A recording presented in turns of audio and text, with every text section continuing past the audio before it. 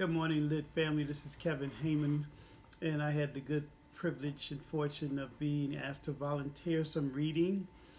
So, what I've done is I tried to choose something that's simple, relatable, and fun to hear and to read. So, then I am doing my part to share with you, and I hope you get something out of it. The book that I'm reading is A Light in the Attic. And the author is it's Shel Silverstein, and it's 4 poems that I will be selecting to read today. Hope you will enjoy them and that they have meaning and purpose for you. The first poem that I will read, it's called What If? What if last night while I lay thinking here, some what ifs crawled inside my ear and pranced and partied all night long and sang their same old what if song. What if I'm dumb in school? What if they close the swimming pool? What if I get beat up? What if there's poison in my cup? What if I start to cry? What if I get sick and die? What if I flunk that test? What if green hairs grow on my chest? What if nobody likes me? What if a bolt of lightning strikes me? What if I don't grow taller? What if my head starts getting smaller? What if the fish won't bite? What if the wind tears up my kite? What if they start a war? And what if my parents get divorced? What if the bus is late? What if my teeth don't grow in straight? What if I tear my pants? What if I never learn to dance? Everything seems swell, and then the nighttime, what if, strikes again. And the second poem that I'm reading is How Many, How Much? How many, how much? How many slams in an old screen door? Depends how loud you shut it. How many slices in a bread? Depends on how thin you cut it. How much good inside a day? Depends on how good you live them. How much love inside a friend depends on how much you give them. My next one, the third one, is What Did?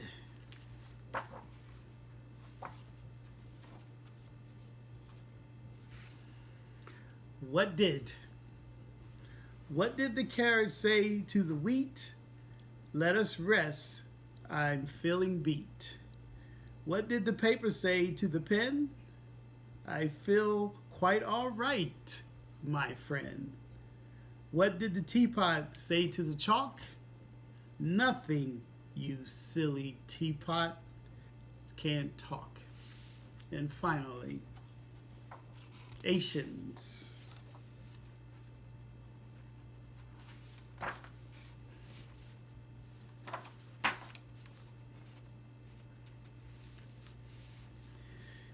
If we meet and say hi, that's a salutation.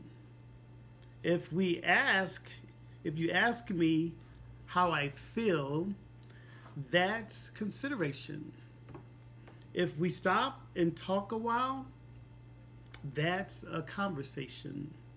If we understand each other, that's communication. If we argue, scream, and fight, that's an altercation. If we apologize later, that's reconciliation. If we help each other home, that's cooperation. All these things, all these Asians add up and make civilization. And if I say this is a wonderful poem, is that exaggeration. Enjoy your day. Live, laugh, love, and keep smiling. Ako ay may relo.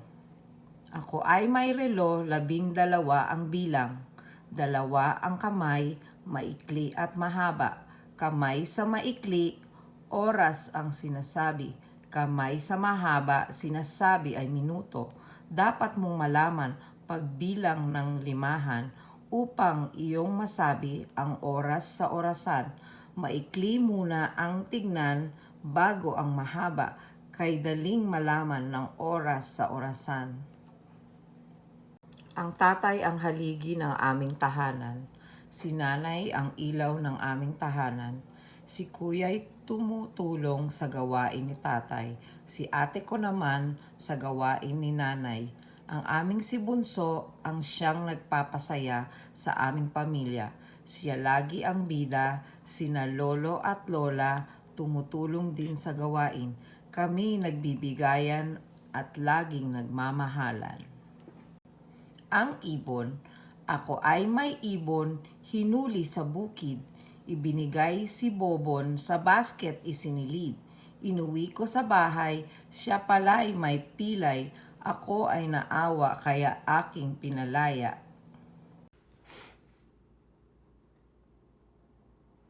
Pulgarcito. Pulgarcito era el más pequeño de 7 hermanos. Como eran muy pobres, sus padres los llevaron al bosque para abandonarlos. En el camino, Pulgarcito había ido dejando migajas de pan para facilitar el regreso a casa.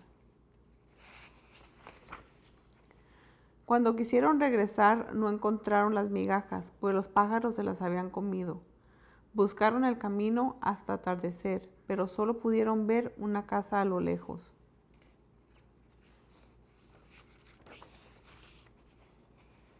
La casa era de un ogro que le gustaba comer niños. La esposa del ogro, al verlos tan cansados, los dejó entrar. La mujer del ogro les dio de comer, los escondió en la bodega. Cuando el ogro llegó, abrió la trampilla de la bodega y los descubrió. El ogro decidió esperar al día siguiente para comérselos. La mujer les había dejado una ventana abierta para que se escaparan durante la noche.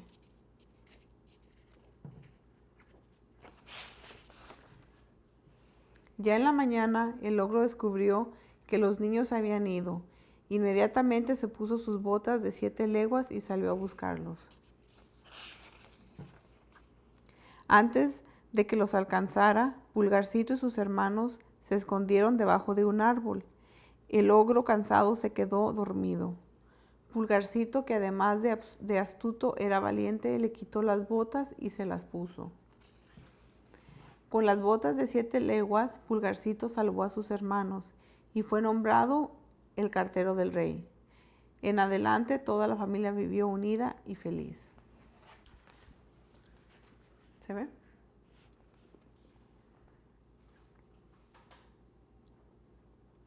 Okay.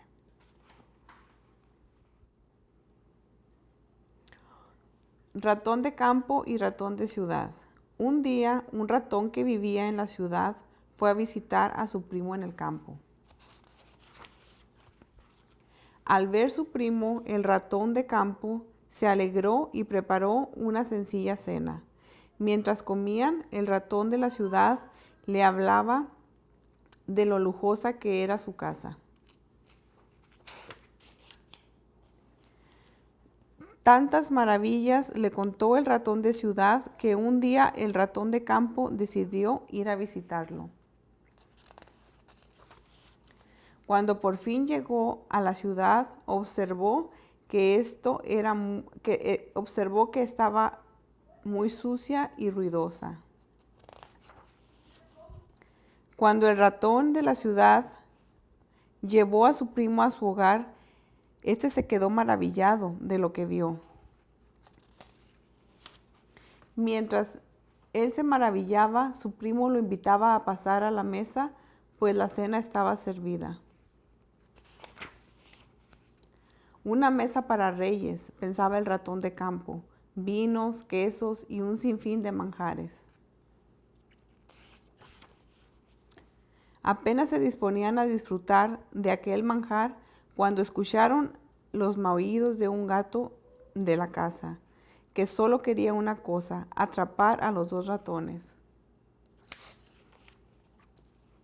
En ese mismo momento, el ratón de campo comprendió que no cambiaba su tranquilo hogar por tan peligrosa ciudad.